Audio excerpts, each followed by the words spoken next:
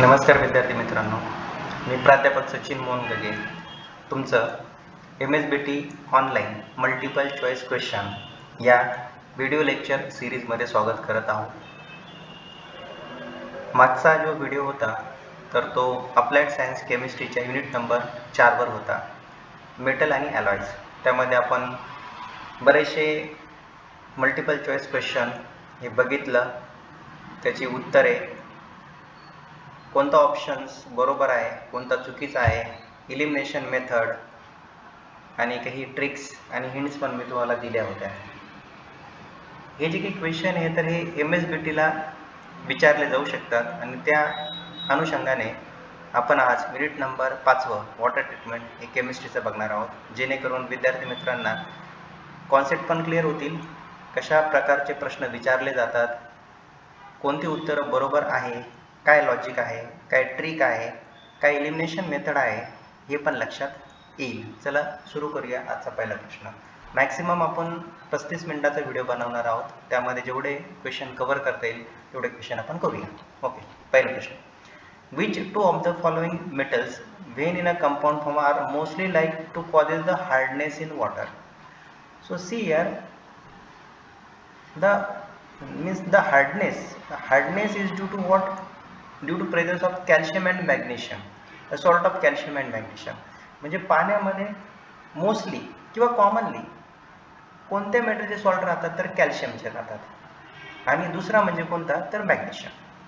Okay, तिथं जर बघितलं सोडियमचा सॉल्ट हा सोडियम क्लोराईड आहे, तर शक्यतो पाण्यामध्ये समुद्राच्या पाण्यामध्ये मोस्टली राहतो.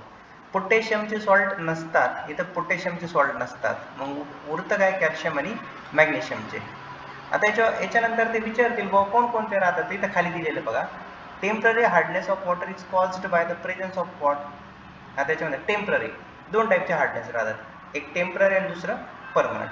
आता एक कॅल्शियम आणि मॅग्नेशियमचे जे सॉल्ट राहतात तर ते कोणते राहतात, तर त्याच्यामधला पहिला म्हणजे बायकार्बोनेट्स. आता बायकार्बोनेट म्हणजे कॅल्शियम बायकार्बोनेट, म्हणजे तुम्ही CaHCO3 2 टाइम्स. ओके, त्याला आपण म्हणतो bicarbonates. So bicarbonates of calcium, किंवा हा मॅग्नेशियमचा पण असू शकतो.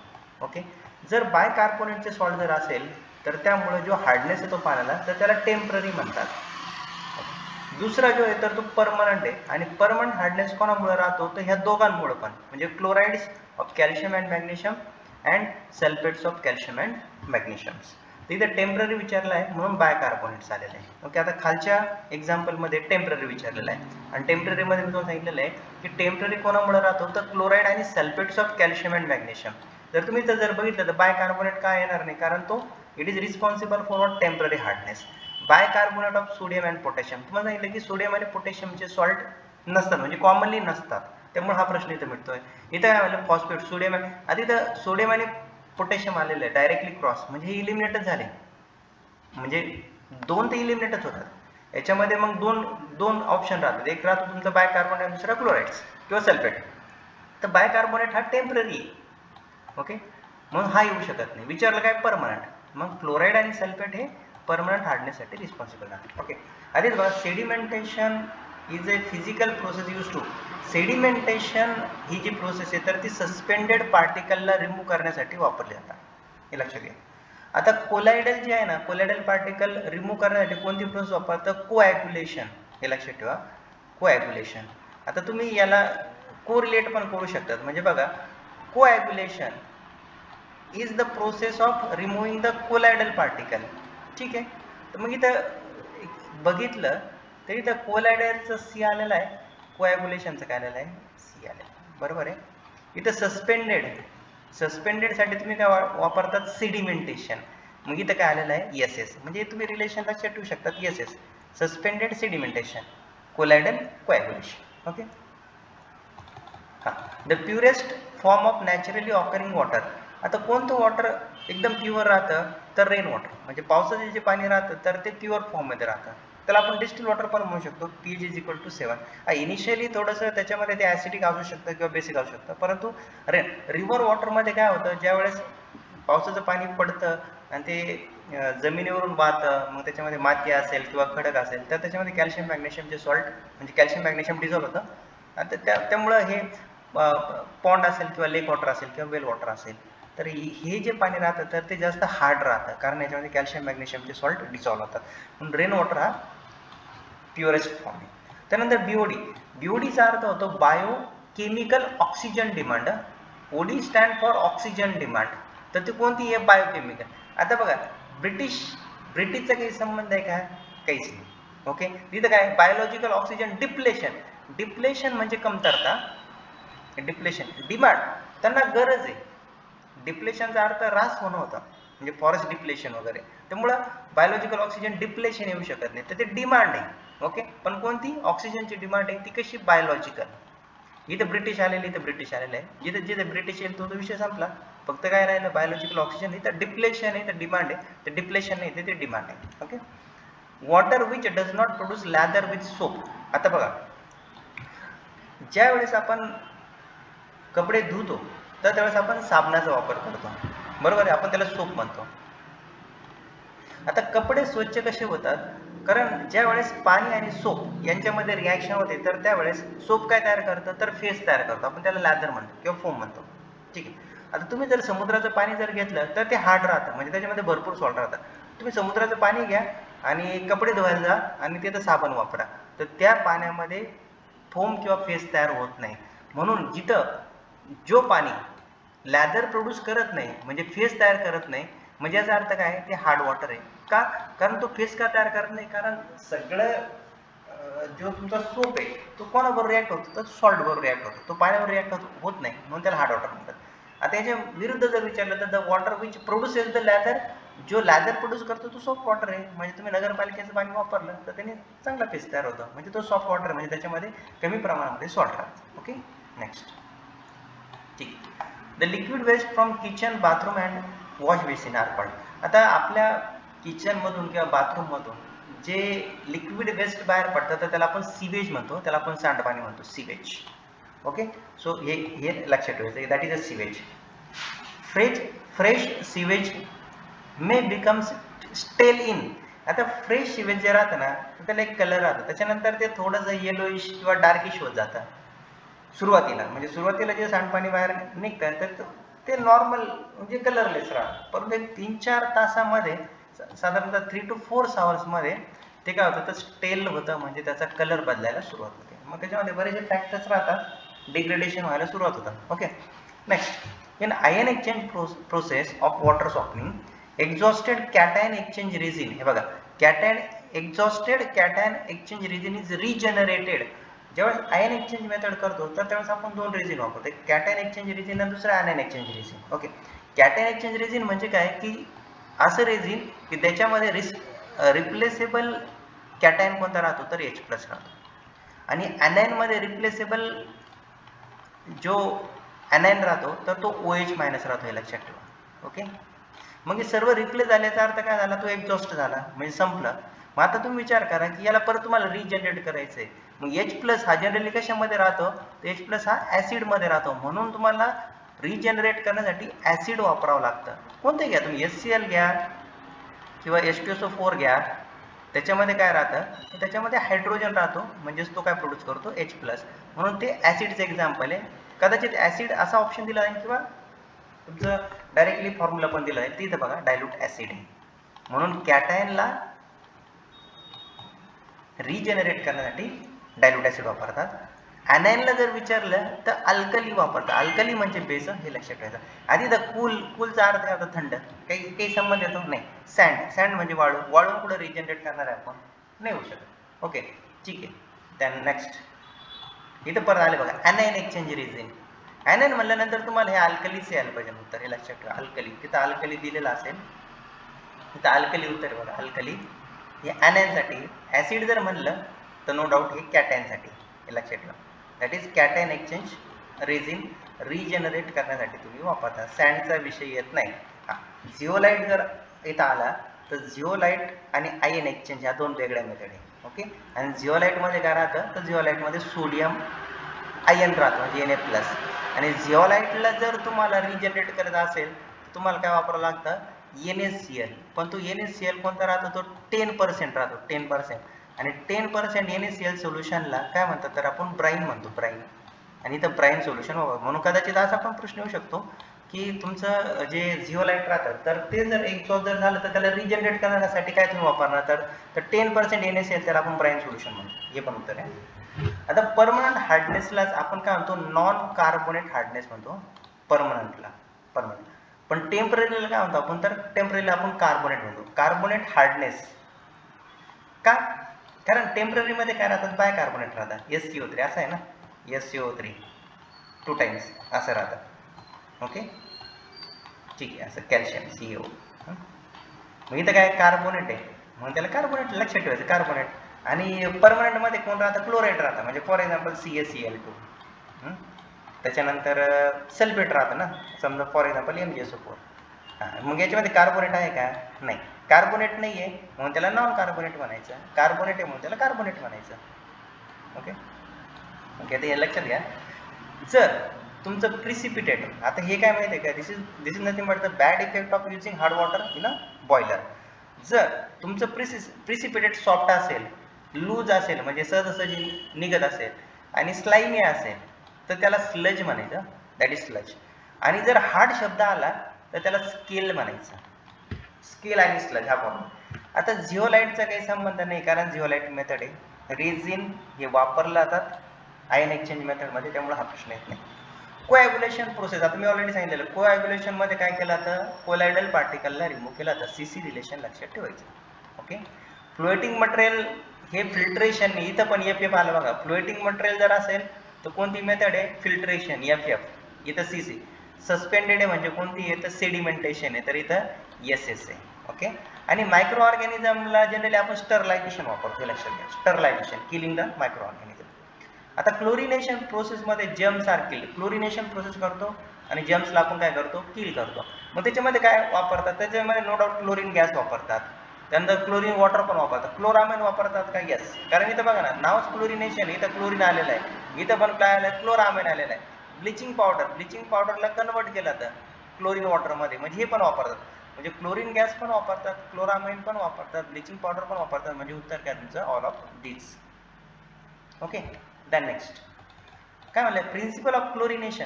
क्लोरिनेशन करताय आणि जर्म्स किल करताय म्हणजे याचा अर्थ काय, जर्म्स कशामुळे किल होतात तर नेसेंट ऑक्सिजन तयार होतो. लक्षात घ्या, नेसेंट म्हणजे काय होतं माहिती आहे जनरली, तुमचा क्लोरीन गॅस घेतला तुम्ही, क्लोरीन ओके किंवा वॉटर घेतलं आणि तुम्ही त्याला H2O म्हणजे पाण्यामध्ये टाकला. ओके, तर काय तयार होतं हायपोक्लोरस ऍसिड तयार होतं, HOCl. Okay, HOCl. आणि या हायपोक्लोरस ऍसिड बरोबर काय तयार होतं तर नेसेंट ऑक्सिजन, म्हणजे सिंगल ऑक्सिजन तयार होतं, नॅसेंट ऑक्सिजन. तर त्यामुळं जनरली हे जे राहतं क्लोरिनेशन मेथड किंवा कोणती मेथड घ्या तुम्ही, क्लोरिनेशनची कोणती मेथड घ्या, तयार काय होतं नॅसेंट ऑक्सिजन. आणि हा नॅसेंट ऑक्सिजन काय करतो तुमच्या बॅक्टेरियाला किंवा जर्म्सला किल करतं, म्हणजे हे त्याचं प्रिन्सिपल आहे. अच्छा ओके, आता ऑक्सिजन मॉलिक्यूल तयार होत नाही, समजा ऑलरेडी ऑक्सिजन त्याच्यामध्ये प्रेझेंटच राहतो. जर असं काही असतं तर मग आपल्याला क्लोरिनेशन करण्याची गरज पडली नसेल. हायड्रोक्लोरिक ऍसिड तयार होत नाही, ऍसिडमुळे जर्म्स मरत नाही. क्लोरीन गॅस, आपण क्लोरीन गॅस वापरतो आणि त्याचं काय होतं हायड्रोलिसिस होऊन नेसेंट ऑक्सिजन तयार होतं, म्हणून ते nascent oxygen. Okay okay, in ozonization dash is used as sterilite. Ozonization, ozonization याच्यामध्ये काय येतं ओझोन, म्हणजे ओझोनायझेशन मध्ये आपण काय वापरतो ओझोन गॅस की जो जर्म्सला किल करतो, आपण त्याला स्टरलायझेशन म्हणतो, स्टरलाइज. त्यामुळे त्याच्या नावाचं झालं ओझोनायझेशन मध्ये ओझोन गॅस हा स्टरलाइज करतो वॉटरला. ओके, देन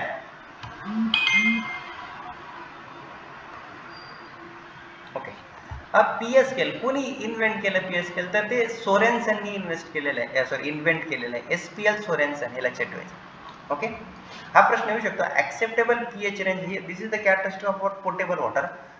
ड्रिंकिंग वॉटर आपण म्हणजे जे पाणी पिण्यासाठी वापरतो त्याचं पीएच रेंज काय असावं तर जनरली न्यूट्रल राहावं. मी तर दिसते न्यूट्रल 7 किंवा स्लाइटली अल्कलाइन असलं तरी चालतं, म्हणजे 7 ते 8.5च्या दरम्यानचं पाणी तुम्ही पिऊ शकता. आता 4 आणि 5 नको आहे कारण ते खूप ऍसिडिक झालं, बरोबर आहे, आणि 8च्या पुढे 9 पर्यंत म्हणजे खूप जास्त बेसिक झालं. तर जिथं 7 ते 8च्या दरम्यान आहे ते तुमचं करेक्ट उत्तर आहे. Okay, the presence of bicarbonate of calcium in water. आता बायकार्बोनेट म्हणलं तर कोणतं येतं टेम्पररी, आणि क्लोराईड आणि सल्फेट जर म्हटलं तर ते कोणतं येतं परमनंट. टोटल म्हणजे काय की त्याच्यामध्ये बायकार्बोनेट पण आहे, क्लोराईड आणि सल्फेट पण आहे, आपण त्याला टोटल हार्डनेस म्हणतो. याच्यावर तुमचा एक्सपेरिमेंट आहे, एक्सपेरिमेंट नंबर मला वाटतं 4था एक्सपेरिमेंट आहे, hardness of water. Okay then the process use for removing temporary hardness. Temporary hardness जर काढायचा असेल तुम्हाला पाण्यावर म्हणजे बायकार्बोनेटला कन्वर्ट करायचं असेल किंवा काढून टाकायचं असेल त्यासाठी एक सिंपल मेथड वापरतात, त्याला बॉइलिंग म्हणतात लक्षात. आणि जर तुम्हाला परमनंट हार्डनेस जर काढायचा असेल तर त्याला आपण 3 मेथड शिकलेलो, एक जिओलाइट, त्याच्यानंतर तुमचं लाईम सोडा प्रोसेस आणि तिसरं आयन एक्सचेंज मेथड. हे आहे इथे खाली पण दिलं, which of this given process use to obtain deionized water. Deionized म्हणजे काय, डिस्टिल वॉटर. डीआयोनाइज्डचा अर्थ असा होतो की ज्याच्यामध्ये आयन्सच नाही. आणि आयन एक्सचेंज एक एकमेव मेथड आहे की त्याच्यामधून आपण पूर्णपणे जे काही कॅटायन किंवा आयन राहतात ते पूर्णपणे काढून टाकतो, हे लक्षात घ्या. म्हणून आयन एक्सचेंज मेथडने तुम्हाला डीआयोनाइज्ड वॉटर भेटतं, म्हणजे असं वॉटर की ज्याच्यामध्ये बिलकुल आयन्स नाही. कारण तुमच्या वॉटरमध्ये काय राहतं, एक तर कॅल्शियम किंवा मॅग्नेशियम. ओके आता जर सॉल्ट जर म्हणला त्याच्या जोडीला काय राहणार आहे, फार फार तर बायकार्बोनेट, क्लोराइड्स वगैरे, Cl minus, bicarbonates, SO4 minus minus. आणि आयन एक्सचेंज प्रोसेसमध्ये काय होतं, कॅटायन एक्सचेंज प्रोसेसमध्ये यांना रिप्लेस केलं जातं H+ आणि यांना रिप्लेस केलं जातं OH-. म्हणजे सगळेचे सगळे काय झाले, कॅटायन आणि आयन निघून गेले, म्हणजे फक्त राहिलं काय H+ आणि OH- आणि मिळून काय तयार होतं, वॉटर. म्हणून याला डीआयोनाइज्ड वॉटर म्हणतात. ठीक आहे आयनच्या. आता इथं आलेलं बघा, झिओलाइटला रिजनरेट जर करायचं असेल, झिओलाइटमध्ये काय राहतं, सोडियम प्लस. ओके मग आता इथं बघितलं गेलं तर याच्यामध्ये काही सोडियम तुम्हाला दिसत नाही, म्हणजे हा ऑप्शन कट होता. इथे MgSO4 त्यामुळे हा राहिलं काय, इथं NaOH आणि NaCl.